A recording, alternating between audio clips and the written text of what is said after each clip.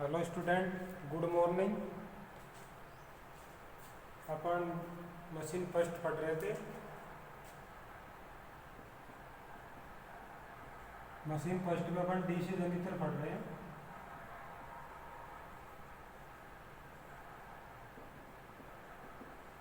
तो इसमें क्या अपन टॉपिक पढ़ रहे थे, पिछले क्लास में पढ़ा था अपन ने contraction of the DC machine. तो अपन कंट्रैक्शन यानी कि डीसी मशीन की संरचना पढ़ रहे थे, उसके अंदर भागों के बारे में पढ़ रहे थे। तो अपन ने सबसे पहले योग के बारे में देखा, फिर फील्ड पोल के बारे में देखा। तो आज का टॉपिक रहेगा आपका आर्मेचर, ठीक है ना। तो क्लास नंबर आपकी कितनी है? क्लास नंबर आपकी 4 है इसमें, ठीक है ना। क्लास नंबर 4 है। इसमें अपन आज का टॉपिक देखेंगे आर्मेचर।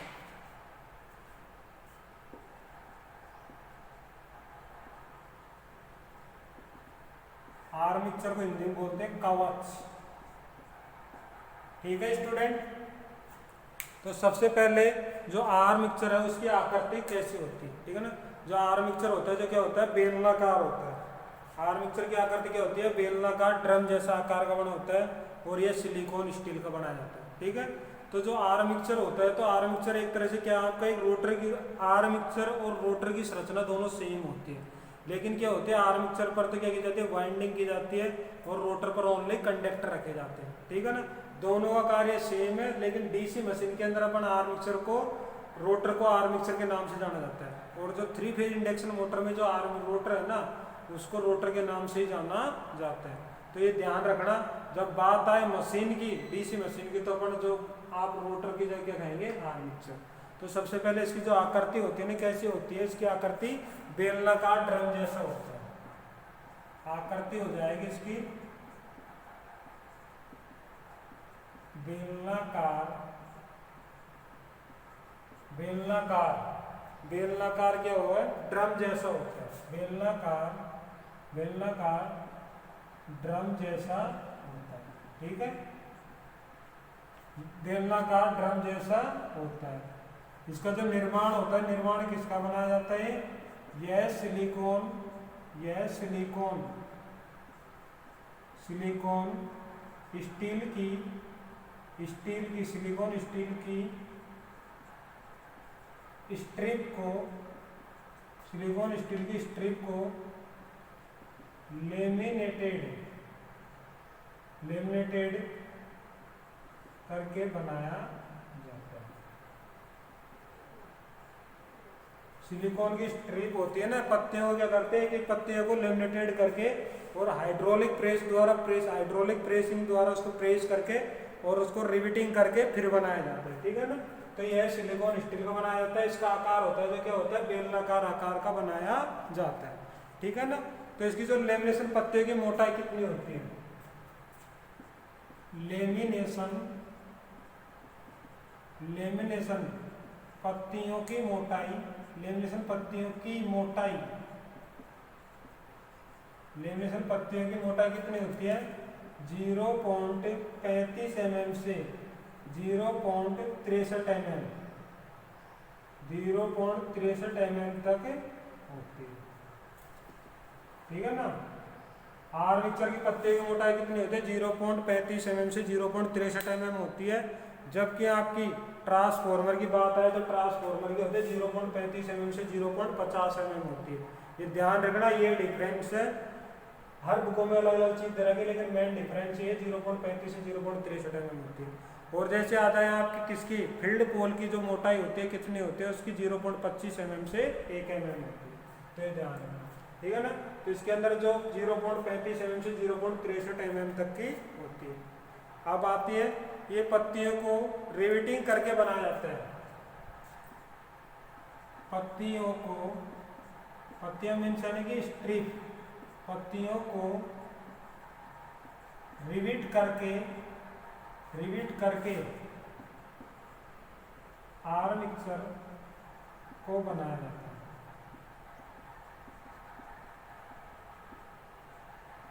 ठीक है ना। रिविट करके क्या बनाया जाता है? आर्मेचर को बनाया जाता है। आर्मेचर में, आर्मेचर में सिलिकॉन की मात्रा कितनी होती है? आर्मेचर में सिलिकॉन, सिलिकॉन की मात्रा 2.4% से 3%, 2.4% से 3% तक मिलाई जाती है,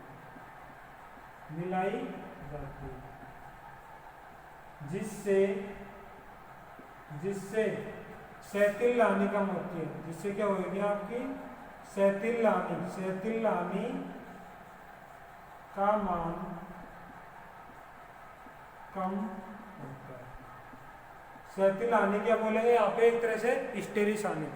इसमें क्या हो जाएगा, सैतिल लानी का मान कम हो जाएगा। आर मिक्सचर में सिलिकॉन स्टील की मात्रा कितनी मिलाई जाती है, सिलिकॉन एक मेटल है, उसकी मात्रा कितनी मिलाई जाती है, 2.4% से 3% मिलाई जाती है। ठीक है ना, 2.4% से 3% सिलिकॉन की मात्रा मिलाई जाती है, जिससे क्या हो जाता है, सैतिल लानियों का मान कम हो जाता है।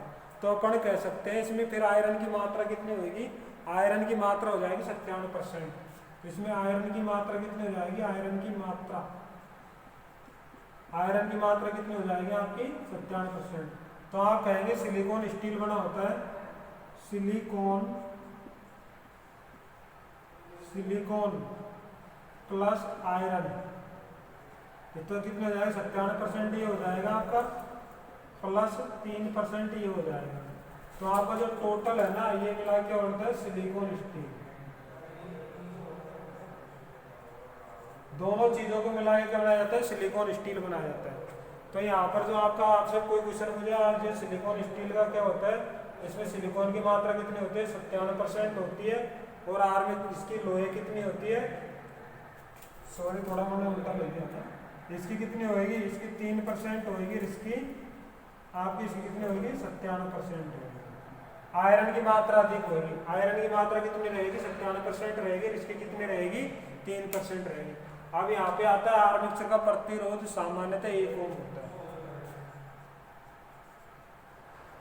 आर मिक्सर वाइंडिंग का प्रतिरोध सामान्यतः 1 ओम होता है। सामान्यतः कितना होता है आपका, 1 ओम होता है। ठीक है ना, ये चीज ध्यान रखना। सामान्यतः आर मिक्सर वाइंडिंग का प्रतिरोध कितना होता है, 1 ओम होता है। यहाँ तक किसी को दिक्कत थोड़ी है, तो यहाँ तक आपको है ना कोई दिक्कत नहीं होनी चाहिए। ठीक है, इसके बाद में आगे बढ़ेंगे इसमें फिर आगे का पॉइंट है आपका आर मिक्सर का मुख्य कार्य। आर मिक्सर का मुख्य कार्य है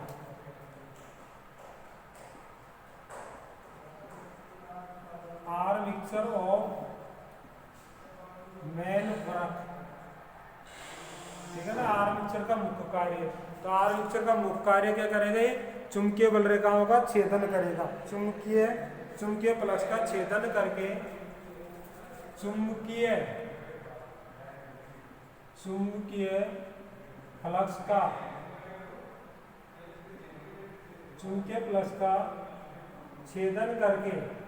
चुंबकीय फ्लक्स का छेदन करके उसमें ईएमएफ चुंबकीय प्लस का छेदन करके उसमें स्थापित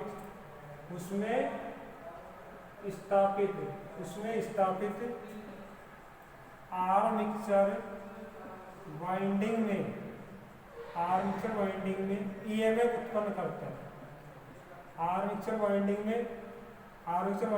में ईएमएफ उत्पन्न करता है। यह ईएमएफ कौन सा होता है, अल्टरनेटिंग स्वभाव का होता है। यह ईएमएफ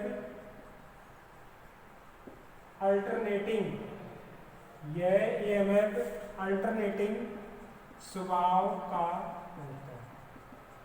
ठीक है ना, यह ईएमएफ क्या होता है आपका, अल्टरनेटिंग स्वभाव का होता है। ठीक है ना, अगला पॉइंट है आर मिक्सर को कहाँ स्थापित किया जाता है। जो आर मिक्सर है ना, उसको कहाँ स्थापित किया जाता है, आर मिक्सर को कहाँ किया जाता है, आपको शाफ्ट पर स्थापित किया जाता है। आर्मेचर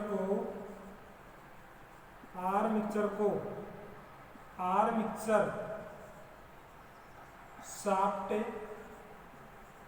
पर स्थापित किया जाता है।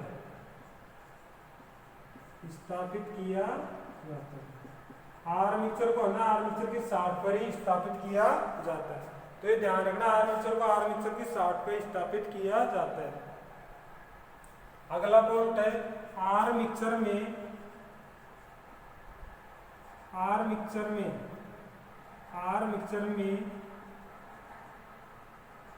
मुख्यतः 3 प्रकार के स्लॉट होते हैं।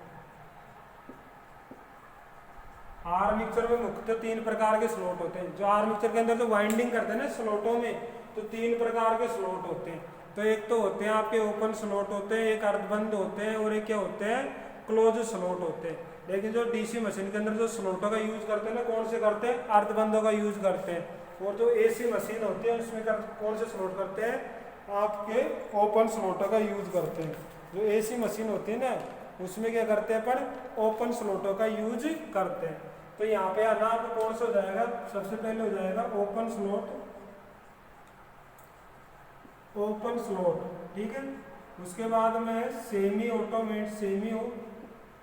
ओपन स्लॉट, तीसरा स्लॉट हो जाएगा आपका कौन सा, क्लोज्ड स्लॉट।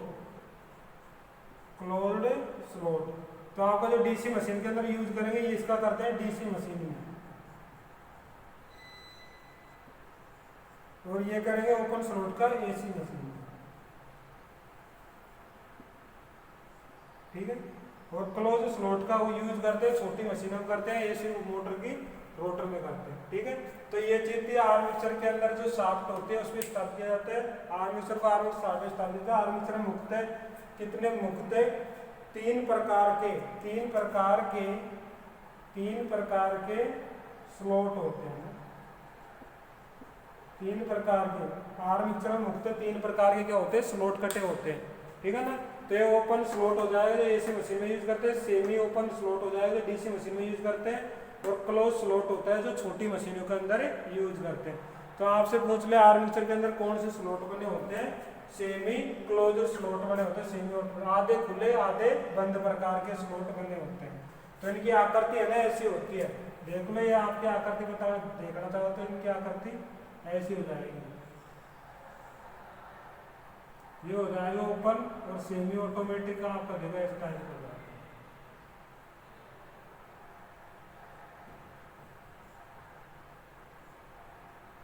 और बंद प्रकार के ऐसे हो जाएंगे।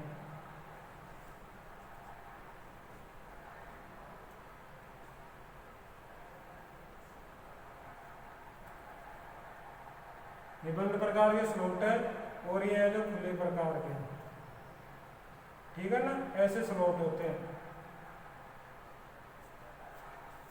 3 प्रकार के स्लॉट हो गए। तो डीसी मशीन के अंदर ये स्लॉट यूज करते हैं, ठीक है ना, ये चीज।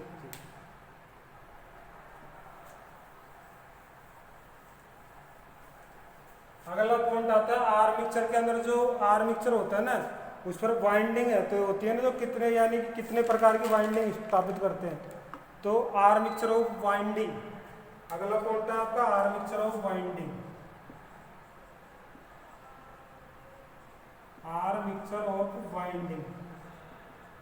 ठीक है ना, आर्मेचर ऑफ वाइंडिंग यानी कि आर्मेचर पर सामान्यतः कितनी प्रकार की वाइंडिंग की जाती है। तो आर्मेचर में सामान्यतः कितनी प्रकार की वाइंडिंग की जाती है, 2 प्रकार की वाइंडिंग की जाती है।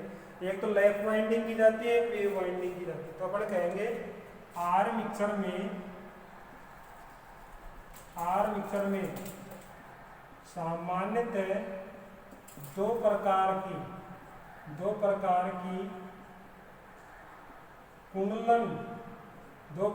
कुंडलन स्थापित की जाती है। 2 प्रकार की कुंडलन स्थापित की जाती है, ठीक है ना। सामान्यतः 2 प्रकार की वाइंडिंग स्थापित की जाती है। जो कौन कौन सी वाइंडिंग है, एक तो हो जाएगी left winding, first left winding, second हो जाएगी आपकी वेव वाइंडिंग।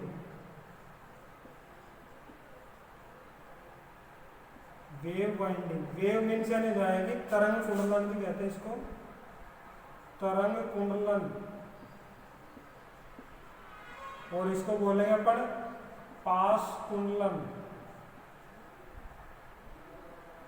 पास कुंडलन कहते हैं। ये इसको बोलते हैं गमनागमन कुंडलन, गमनागमन,